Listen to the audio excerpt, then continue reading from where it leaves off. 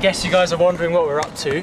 We are going to leave Yining and head to Jiaosu, which is the home of the Heavenly Steed, and also go to the Narak grasslands to get a taste of what the Kazakh lifestyle is going to be like. I honestly don't know what to expect, but this is the last leg of our journey across northern Xinjiang, so I've got very high expectations of the place. Alright, we're all set. Welcome to Travelogue. Let's get back on the road.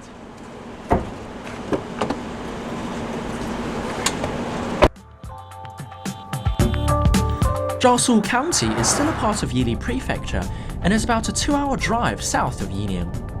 It lies in a basin almost completely surrounded by mountains, with the massive Tianran mountain range to its south.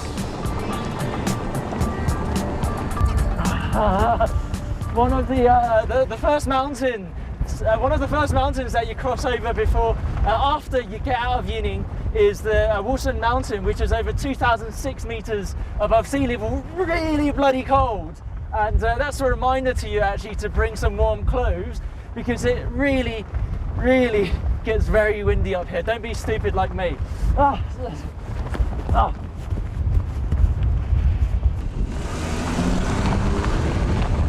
Jiaosu's altitude starts at 1,300 meters above sea level. Altitude sickness can kick in at 1,500 meters, so I recommend taking it easy here. However, thanks to its elevation, you get treated to some truly spectacular views of the mountains and of the grasslands below that define Jiaosu. Once you descend the mountains, it's as if you've entered a painting by Van Gogh. Besides looking very pretty, these expansive fields of rapeseed are used for vegetable oil and biodiesel. It's big business, and for decades, China has been the biggest producer of rapeseed in the world.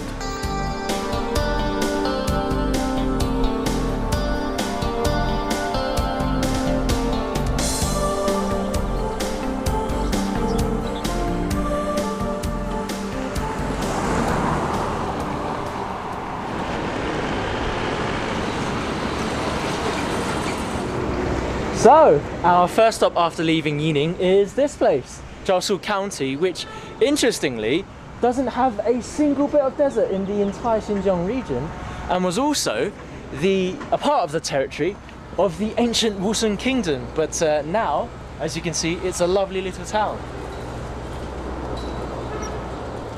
And it's just that. Jiaosu is very small, so accommodation has its limits. If you're coming here during peak season in summer, I recommend booking well in advance.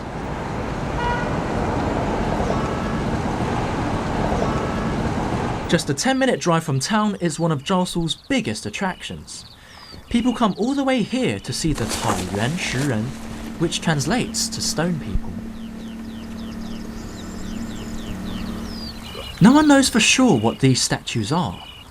One theory is that they're the tombstones of the ancient Sai people that lived here before the Wushan came along. Another is that these represented kills made by warriors who roamed these lands. Either way, experts have yet to come to a conclusion. One thing is for certain, these stone statues all face the same direction. They all face east towards the rising sun, the giver of life and power and energy, but I imagine that perhaps these ancient people worship the sun as a kind of mighty deity. And with the sun setting over there, a new day is born.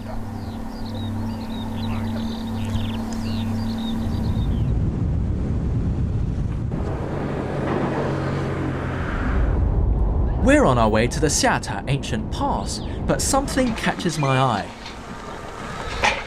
These horses prompted the start of the Silk Road. During the Han Dynasty over 2,000 years ago, the Emperor's envoy returned from his western expedition with tales of the Wushan people and their powerful horses. The Emperor had to have them for his army.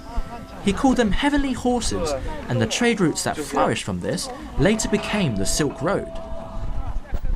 These horses are their direct descendants.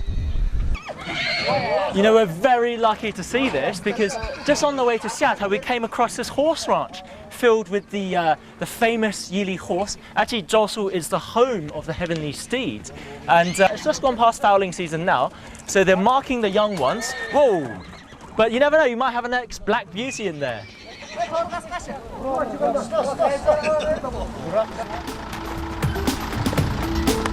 Legend has it that these heavenly horses could gallop hundreds of miles effortlessly, and thousands were paid as tribute to the Han Emperor. Even today, the trade of these Yili horses is still going strong.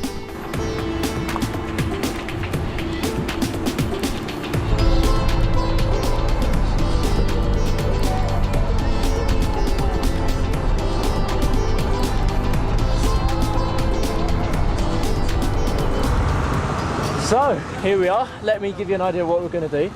We're at the start of the Xiata Ancient Pass, right over there at that little tiny red dot on the left, and we're going to make our way up all the way to the second highest red dot, Xiata Wenquan.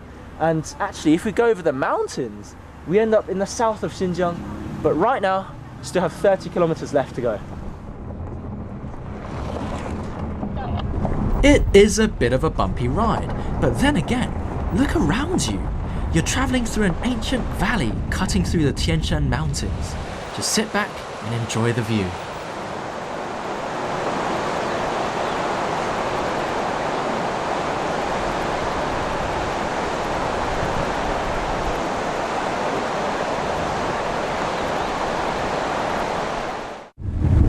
The great outdoors. There's nothing quite like going down a path winding through mountains. This place looks a bit like Alaska, but luckily for us, we're in the comfort of our car and don't need to suffer as much as other people who might have to walk all the way to the other side.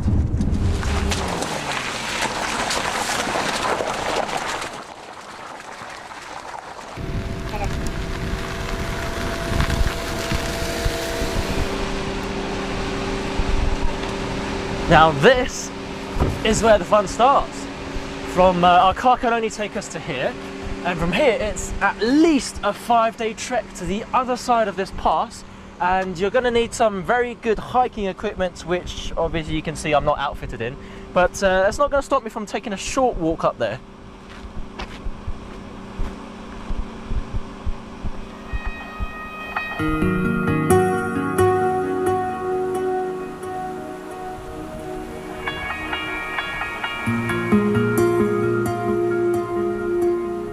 For me, this is the epitome of the wild and great outdoors. A word of warning though, if you're serious about completing this pass, come here in late spring or early summer.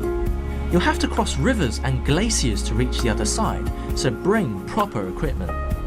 But if you just want to camp for a night, that's okay too.